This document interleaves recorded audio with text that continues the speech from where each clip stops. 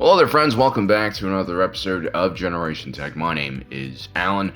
So much is happening in the second season of Andor that I am really just forced to triage, which scripts I'm able to do.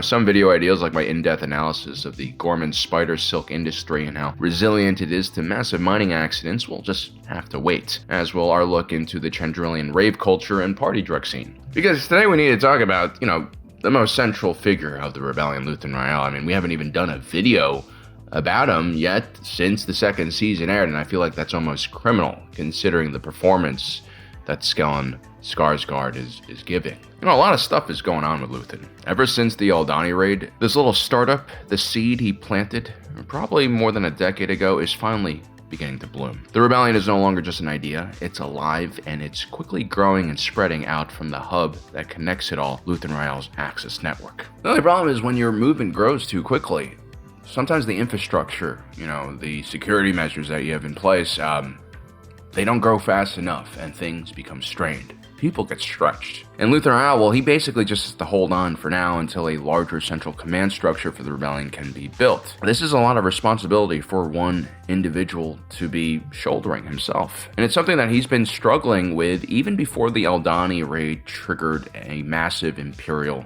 reaction. In Season 2 of Andor, I feel like things are starting to unravel a little bit for Luthen Rael, and I'm not just worried about his safety, I'm worried about his sanity.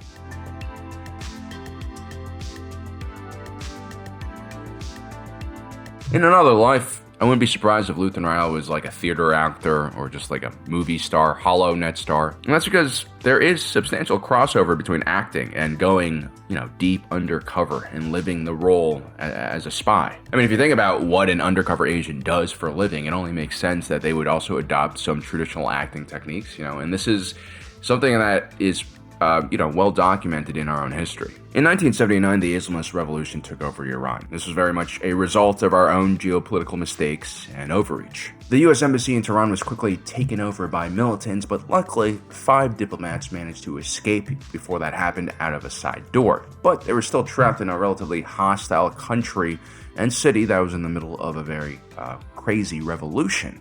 Now, these diplomats try to seek help at other embassies, at the embassies of, allied and friendly nations, but, given the circumstances, given the United States' role in backing the former administration, a very brutal Shah, no one really wanted to help out these Americans because the risk was just too great. Supreme Leader Grumpy Face over here had death squads roaming the streets, arresting, torturing, and executing leftists, Kurds, Sunnis, the Baha'i. That last group literally just advocates for equality amongst all humans across the world and also world peace. Apparently that's heresy.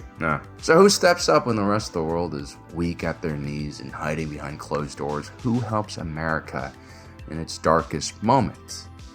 It's a Canadian. What we intend to do is provide safety and shelter for 5 U.S. diplomats who made it out the side door.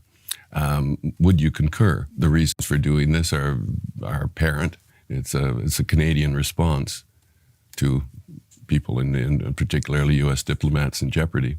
That's former Canadian ambassador for Iran, Kenneth Taylor. And what he rarely ever talks about is just how much danger he placed himself in, how much danger he placed his entire staff in for sheltering these Americans for more than 3 months. The Ben Affleck film Argo kind of glosses over it. It's very American-centric, right?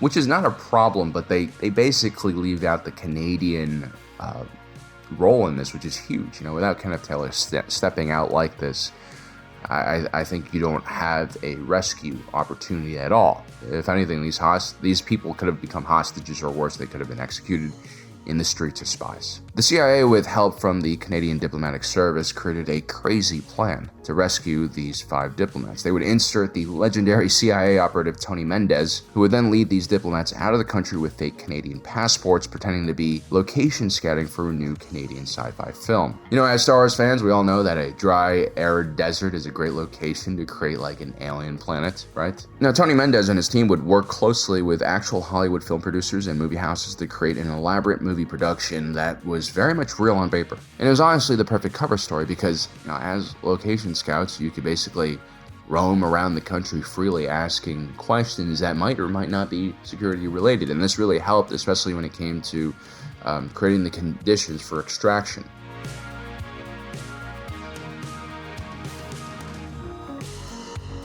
In a lot of ways, the best roles, the best performances in history were probably done like this, without lights and cameras. Your audience is up close and personal, sometimes armed with guns in case they disapprove of your performance. The only praise you ever get is from your minder, and it's usually half-hearted because he's dealing with a lot of stuff himself.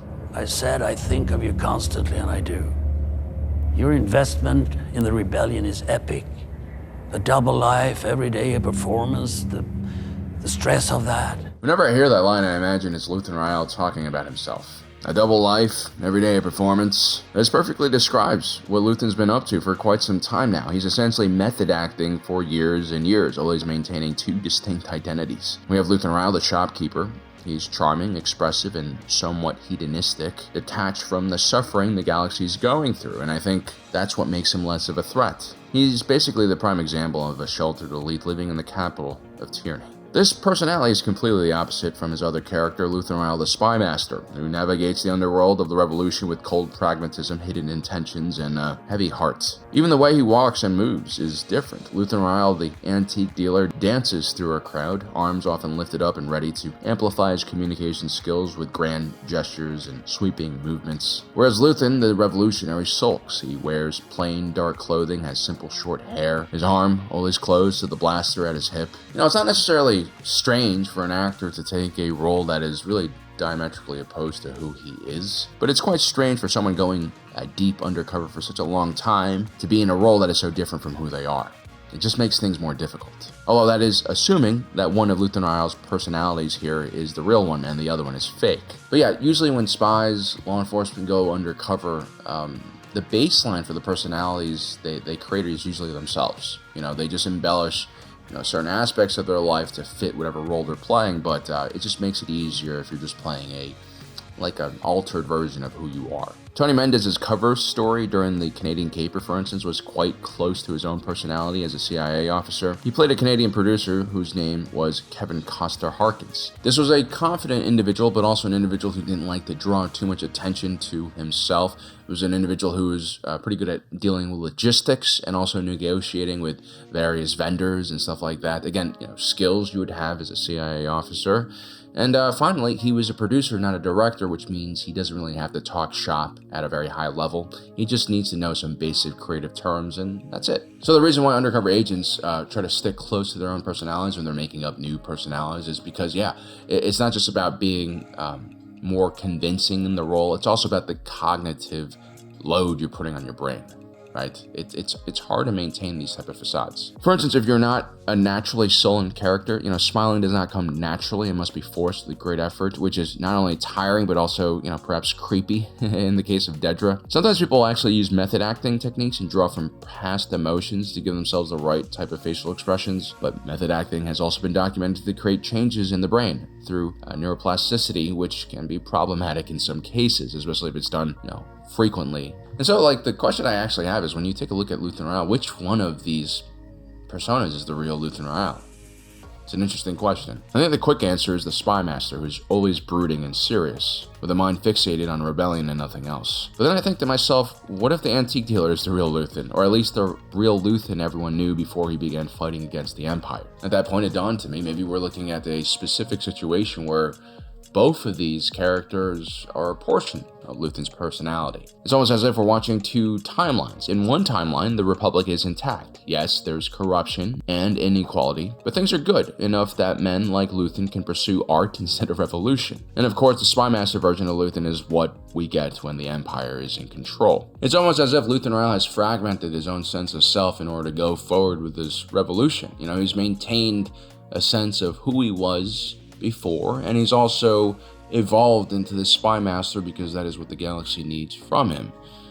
It's a very interesting way to survive, because one of the biggest problems with going deep undercover is the operative losing his sense of self and having, dissociative episodes where they no longer understand who they are. This, of course, is also driven by the immense stress you feel when you're undercover, all of the heinous crimes that you might have to partake in, or, witness at least. For Luthen Rael, there's also the added stress of being responsible for the rebellion's success. He also carries with him the memories of all who have died for the cause, for him. The fact that he's just playing two versions of himself might be why he hasn't slipped so far, but the cracks are emerging. I'm not slipping, Leia. I've just been hiding for too long. It's all different now. We're going loud. Vulnerability is inevitable. I'm not slipping.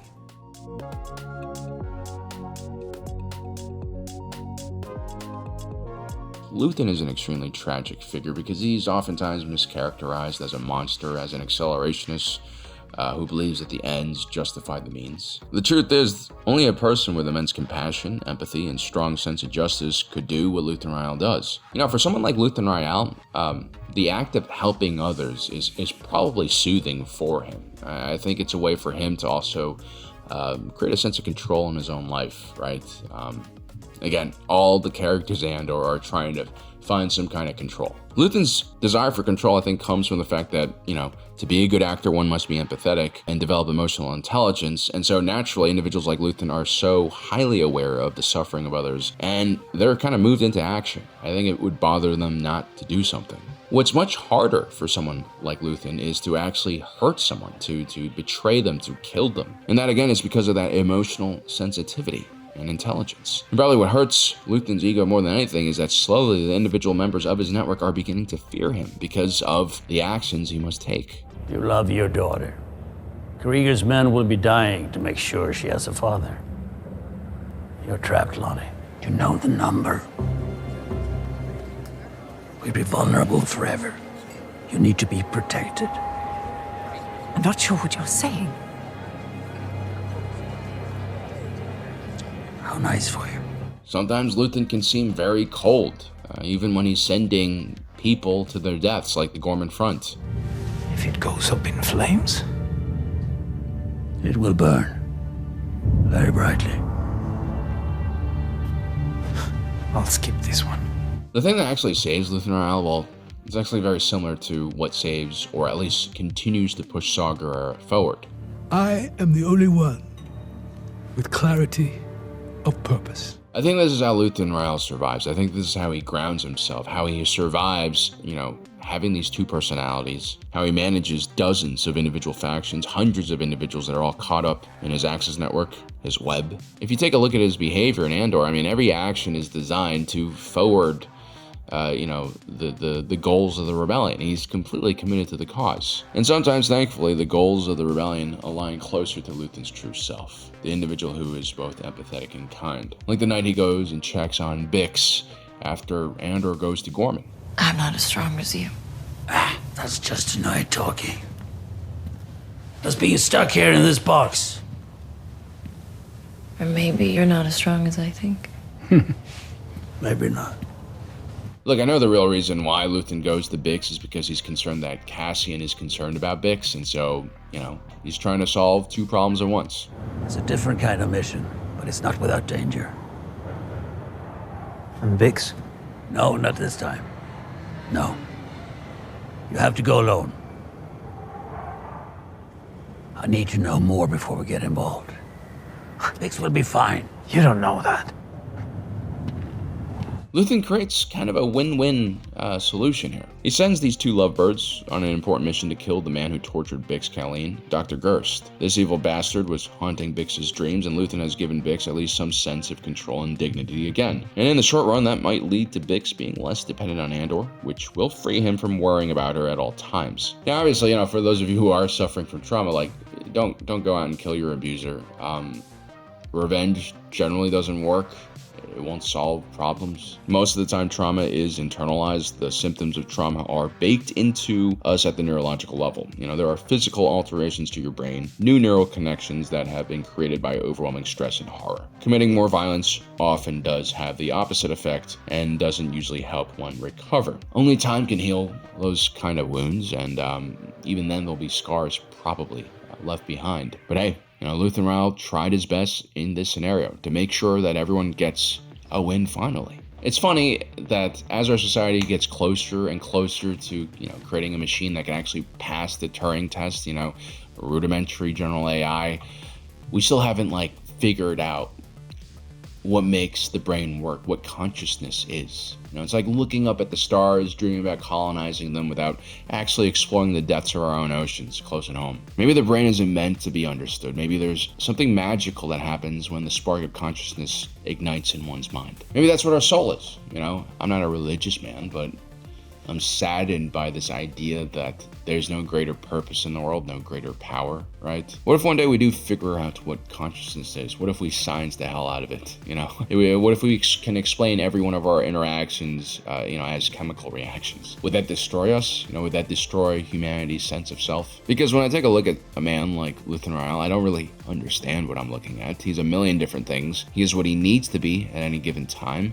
He's split his personality, fragmented himself into tiny little pieces for the revolution. Why he does this, I don't really understand. Like, my ego doesn't understand this at all. Like, why would someone be so selfless and do all of these things, sacrifice himself, for, like he says, a sunrise that he'll never see? Why would he do this all in a vacuum of acknowledgement? If anything, if people remember him, they're probably going to remember him as a terrorist or as a monster to a certain degree, right? It's just weird to see this kind of character, because every actor I've known in my life, they desire attention in one way or another. It just comes with that profession, you know. But not Luthen. You know, he's driven by something far more powerful than external input or some kind of selfish desire. I mean, which Luthen is actually real? Does a person like this actually exist in real life? Or maybe Luthen is just an idea.